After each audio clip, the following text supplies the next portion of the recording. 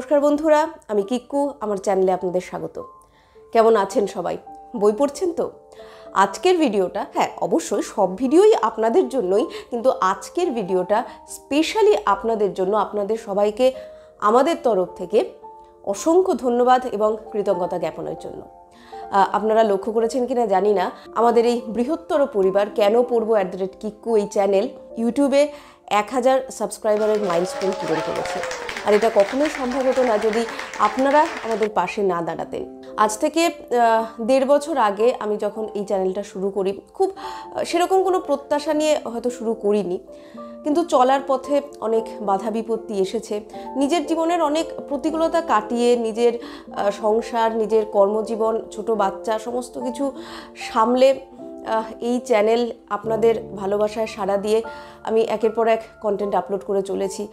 সবসময় হয়তো খুব রেগুলার আমি আপডেট করতেও পারিনি, কিন্তু টুকটুক করতে করতে আমি আজ এই জায়গায় আমরা সবাই এসে দাঁড়িয়েছি, যেখানে আমরা জানি নিশ্চিতভাবে যে অন্তত 1000 জন মানুষ আমাদের পাশে আছেন। এবং আমি এটাও জানি এই 1000 জন সাবস্ক্রাইবারের বাইরেও আরও অনেকে আপনারা আমাদের পাশে আছেন। তারা হয়তো সাবস্ক্রাইব করেননি চ্যানেলে, কিন্তু নিয়মিত হয়তো আমাদের ভিডিও দেখেন। জীবনে অন্তত একটা বই হলেও আমার ভিডিও দেখে যদি ইন্সপায়ার্ড হয়ে আপনারা পড়ে থাকেন, আমি জানবো আমার এই চ্যানেল সার্থক এবং আপনারা আমার পাশে আছেন। বই পড়ার এই যে হ্যাবিট, এটা অবসোলেট হতে চলেছে। এই কথা আমি আমার ছোটোবেলা থেকেই সেই শুনে আসছি এবং আজও শুনে আসছি, আরও বেশি করে, বিশেষ করে ইন্টারনেটের যুগে, স্মার্টফোনের যুগে। আবার তার পাশাপাশি এই কথাটাও সবসময় শুনি যে জীবনে ভালো কিছু হতে গেলে, জীবনে উন্নতি করতে গেলে বই পড়ার বিকল্প কিছু হয় না। আর সমস্ত কিছু আপনাকে হয়তো ছেড়ে চলে যাবে, কিন্তু এই যে কভার টু কভার এই যে জগৎ, সেই জগতে আপনি you can escape at any time.